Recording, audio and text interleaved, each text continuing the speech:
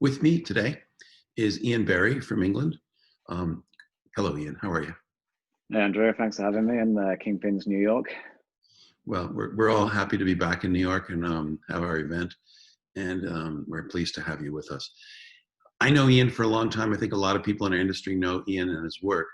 But for those that don't, Ian, can you share with people your background, where you're from, what you do, and what you love? So I'm Ian Berry, and I've been working with denim for about 15 years now. I came from a background of not knowing anything about denim other than as a normal consumer, knowing the normal brands, never high street. So I came at it from a very different angle, and especially the last 5 or 6 years, I feel like I've been kind of not pulled in, but like brought into the denim industry, and I'm learning it from a very different side, some good, some bad. Because I make my work for the normal, art viewer. It's accessible for everybody, and that's what I love about denim.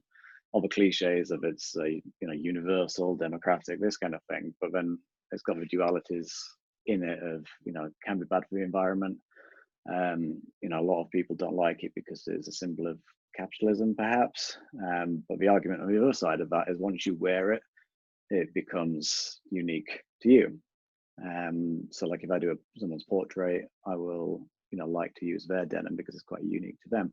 But going back to me, I'm from Yorkshire in the north of England. I'm currently based in London, East London, where my granddad was actually from this area. So sometimes I feel like one of those gentrifiers moving into an area, but I've actually got family history here. I often joke that, Nîmes in France likes to think that they called denim denim. But it was actually us English who actually invented the word denim because we didn't want a French sounding cloth.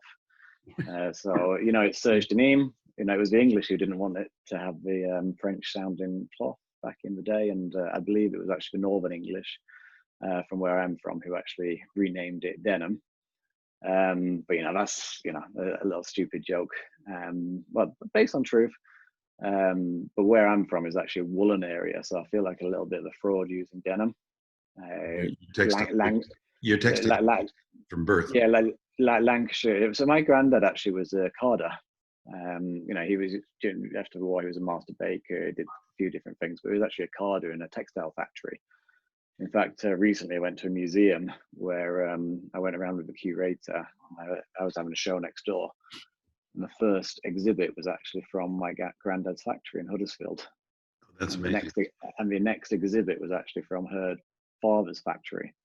So it's like this really amazing, and all these connections come back because sometimes like people in the media try and like force this history onto me, and I didn't fully realize that my granddad worked in the textile industry, and Huddersfield was like the center of the Industrial Revolution.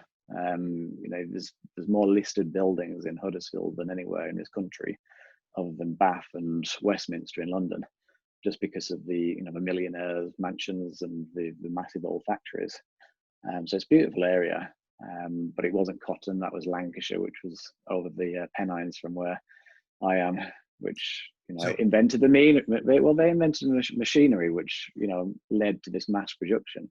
yep. If you read all the denim books, it always goes from Nîmes and Genoa, and then hundreds of years suddenly to the gold mines of San Francisco and Levi Strauss, and it kind of misses the whole machinery and that kind of factor. Um, so, so I'm trying to rewrite the history books right now. So behind you is a it's a big, picture.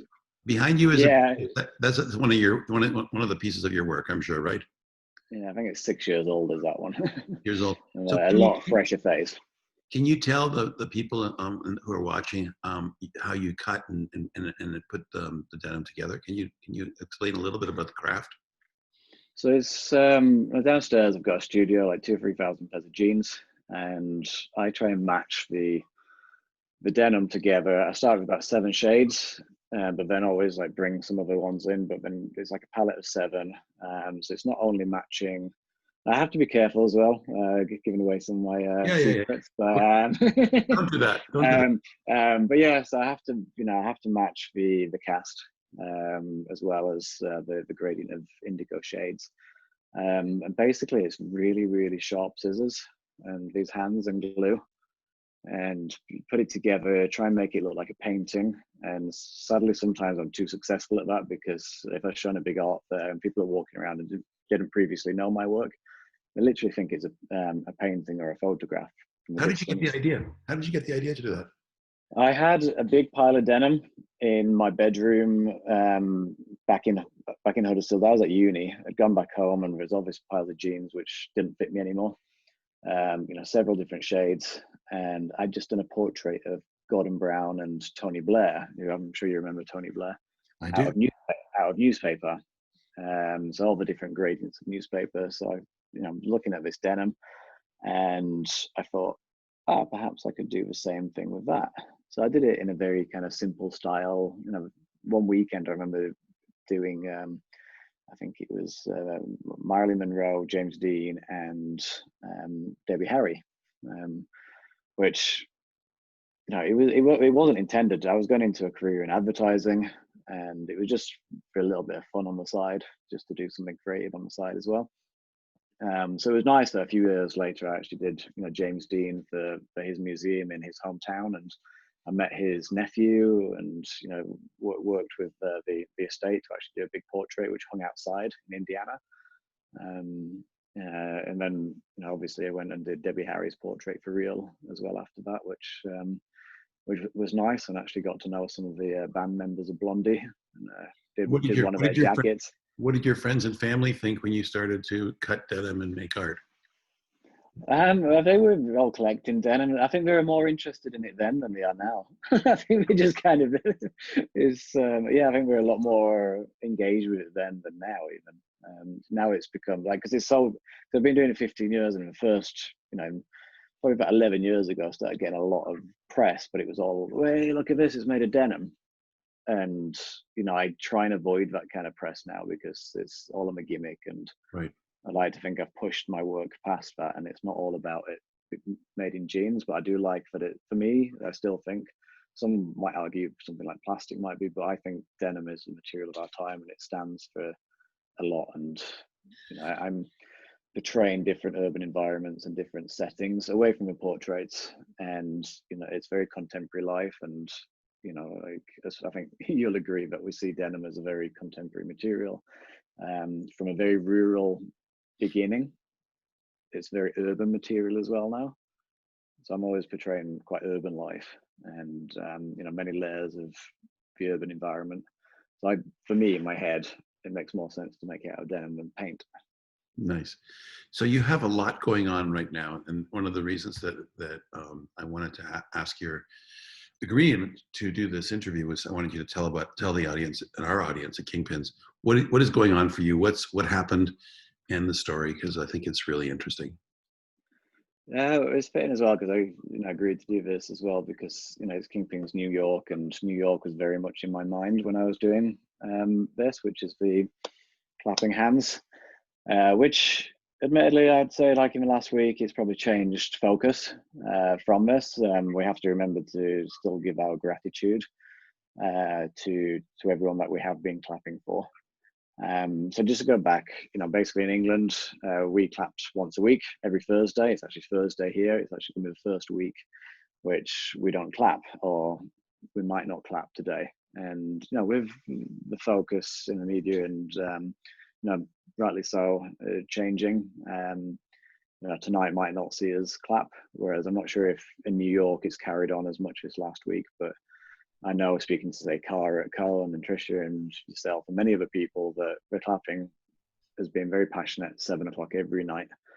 And here, my son loved it. And it sounds like, oh, that's nice and fluffy and things, but it actually gave us an opportunity to explain what it was for, explain who he knows who are actually on the front line. And, like his auntie is in a hospital in Sweden on the Corona team. And I had friends here who were doctors, nurses, actually, scientists, doing clinical trials. Some of them became ill, like yourself. And, we were explaining all these things. So in a way that he was actually engaged with it, because he found it, he found it interesting, he found it fun. He was like trying to find things to clap. But by that engagement, I thought it was really good to be able to have that discussion with him so he could understand a lot more. So we were obviously homeschooling. He was sat next to me often while I was working, drawing next to me, which was cool. It sounds really perfect. Sometimes he could be nagging me and stuff. So we ended up deciding to do hands. And, like the first few weeks, I was like watching other artists. And I don't want to say jumping on the bandwagon, because I think a lot had good intentions, but tone of voice in this time has been really, really hard. And trust me, I've probably made mistakes as well. Everyone was like, this is from an art perspective. A lot of artists were doing people with masks, and it was just like, oh, I've seen so many of this. I was like, why has no one actually done hands? And I think it's because it either looks so gimmicky, or you need to do it as a motion, because like that, it looks like washing hands maybe. Like that, it's like praying. So by putting it together, I just did two, made a little animation. And then one night after watching, I think Robin Hood or something Disney anyway, on the projector, my son said, shall we put it on the projector? And the next minute it's beaming off the balcony, and an idea was born. So it wasn't intended. In fact, I don't want to say I regret it, but I've got museum shows at the end of the year where I'm supposed to be doing a lot of work for them. But really, I'll probably put a bit of this in because the impact, and I think, especially when I launched it, it was quite impactful. Other people started doing it around the world. I managed to get it in almost every single English city. And the projection is being done in every city almost. Yeah, from John O'Groats, which is the northern part of Scotland, to Land's End, which is the furthest point of the Cornish coast in England.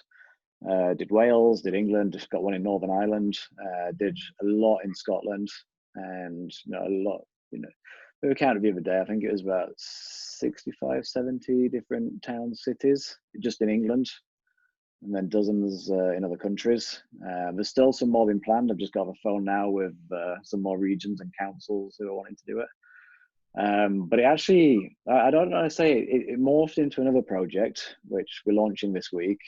We paused it, but it had a big launch on Tuesday, which was the day which I think everything went on pause, which, like some might think I'd be gutted and things because it was going to be a really good day. I actually got up in the morning planning to see it all on the morning TV. I was absolutely shattered just watching the morning because I'd been up on the South Bank in London, projecting in front of the Millennium Wheel, the London Eye, projecting this next stage of a project, which all started with my clapping hands, which morphed into launching a charity project with Ringo Starr, Keira Knightley, the former England footballer David James, Joe Lycett, which is a really famous, it's called the new national treasure in England. He's been the TV presenter that has been doing a lot of shows during this period. So there's a number of different icons, let's say, and little old Liam Berry, who has made a pin badge. And this made a launch, and there's going to be a few other activations and launches. I know Jenny Bevan, who was one of the leads of the project, and she, probably by the time this goes out, it's going to be very close. We're going to do a collaboration together, which involves denim. So Black Horse Lane helped me. I don't know if you know the guys at Black Horse Lane, Han, with a nice jacket, and a few other collaborators, and hopefully to show our thanks to a lot of the different key workers in this time. Thank you, Ian. So, we appreciate you telling us the story. You must be, and your family must be, incredibly proud of you. Well, a lot of people don't really know yet because, I'm someone who's very, very cautious about anything until it happens, which is very good because in the last few weeks, I've had like so many TV shows where I'm just waiting to do this and be live, and then it gets dropped for something else and changed. And that's the nature of the beast. So like I've known that for years. So I never tell anybody until it's happened. But my problem with this social media world and stuff is I'm always like, oh, last week I did this, and it never has that same kind of energy to it. And if you go on something, you want to hope people are watching, but it's yeah. I mean, as I say, like this whole period, like there's two kind of periods. I don't want to define them as periods, but obviously when Corona started and this recent last week, it's been more humbling than anything, because it realizes that there's a lot more going on than anything that you're involved in, and we are involved in all of it. But there's greater things and great important things than anything you or I can do. But we can always play a part and always be better. Well, Ian, thank you for taking time to talk to us. Kingpins loves your work. I love your work. I think that I know there's a lot of people that imitate your work, and I know it drives you crazy and should.